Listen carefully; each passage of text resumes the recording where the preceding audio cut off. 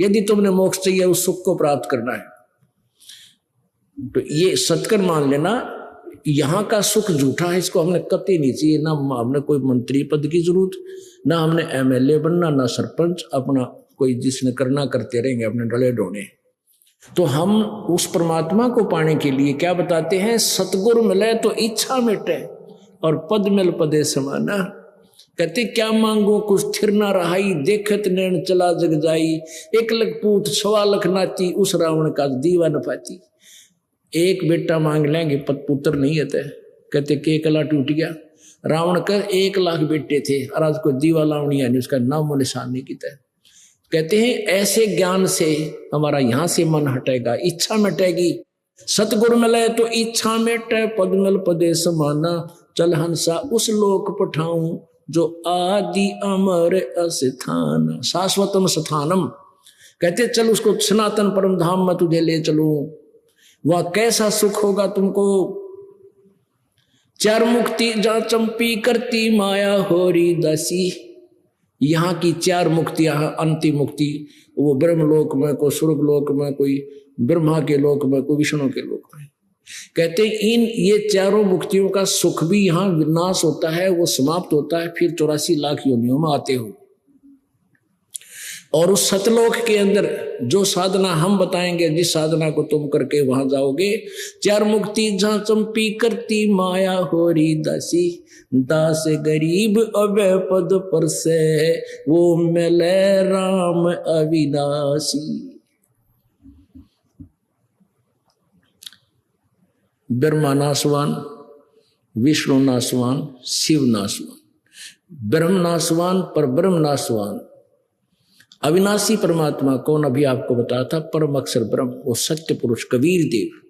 वो राम मिलेगा, वो परमात्मा मिलेगा, और ऐसा सुख मिलेगा जो कभी समाप्त नहीं होगा। बोलो सतगुरुदेव सत साहिब। परम पिता परमात्मा पूर्ण ब्रह्म, सारी सृष्टि के रचनहार कुल मालिक कबीर साहब, कबीर देव, अल्लाहु अकबर, ये वही परमात्मा है जो बनारस में, भारतवर्ष के काशी शहर में एक लहर तारा तालाब के अंदर विकसित कमल के फूल पर शिशु रूप धारण करके विराजमान हुए थे। इनको एक जुलाहा दंपति उठा ले गए थे जो निसंतान थे। बड़े होकर के परमात्मा जुलाहे का कार्य करते थे, जिस कारण से जुलाहा कहलाए।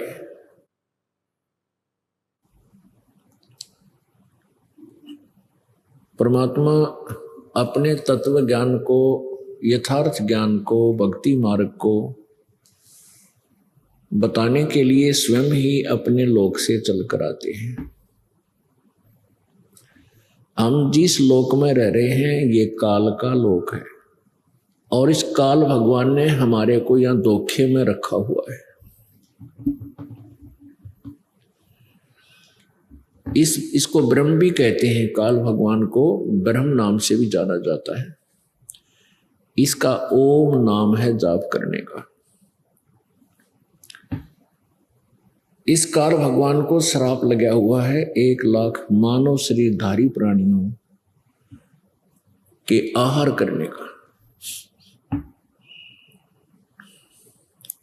ये जो स्थूल शरीर है ये आहार नहीं करने का। स्थूल शरीर के अंदर एक सूक्ष्म शरीर है। उस सूक्ष्म शरीर के अंदर जो भी ये प्राणी स्थूल शरीर में सारे जीवन में आहार करता है या कोई व्यसन करता है और अन्य बुराइयां करता है, वो सब का समावेश उस सूक्ष्म शरीर के अंदर समा जाता है। उस सूक्ष्म शरीर को तपत शिला के ऊपर, तप्त शिला होती है एक बहुत बड़ी पत्थर की टुकड़ी है, जैसे तई होती है, बड़ी तई जिसके ऊपर रोटियां सेकते हैं, उसको सीधा कर दे ऐसे कटोरा नुमा सी, और वो काल भगवान के 21वें ब्रह्मांड में है। वहां इस काल के अतिरिक्त उस स्थान पर कोई नहीं जा सकता। इसने ऐसी व्यवस्था की है। जैसे बादाम होता है, बादाम के ऊपर का छिलका खाने का नहीं होता, अंदर गिरी होती है। ऐसे ही स्थूल शरीर के अंदर एक सूक्ष्म शरीर है जो बहुमूल्य है, लेकिन उसको तपस्या पर गर्म करते समय वो उसमें से गंध छूट जाता है और वो शरीर नष्ट नहीं होता। उस सूक्ष्म शरीर युक्त प्राणी को फिर धर्मराज के पास भेज दिया जाता है। जिसका जैसा संस्कार होता है वहीं वो चला जाता है। किसी ने स्वर्ग जाना है तो स्वर्ग चला जाएगा, किसी ने नरक जाना है तो नरक चला जाएगा, और बाकी जिसके यहाँ भूत प्रेत पितर बनना है वो उसी योनियों को प्राप्त होगा या अन्य शरीरों में चला जाएगा। इस प्रकार ये काल भगवान अपने स्वार्थवश हमें यहाँ धोखे में रखे हुए हैं और ये अपने आप को परमात्मा सिद्ध किए हुए हैं। शिव पुराण में ब्रह्मा विष्णु को समझाते हुए ये काल कहता है कि तुमने अपने आप को भगवान मान लिया, तुम ईश नहीं हो, स्वामी नहीं हो, केवल मैं ही परमेश्वर हूं। परमात्मा ने अपने सूक्ष्म वेद में सच्चिदानंद घन की वाणी में स्पष्ट किया है कि मुल्ला माया मग में बैठी हंसा चुन चुन खाई, और ये ज्योत स्वरूपी कहे निरंजन मैं ही करता बाई। ये ज्योत स्वरूपी निरंजन अर्थात काल ब्रह्म ये कहता मैं ही भगवान हूं।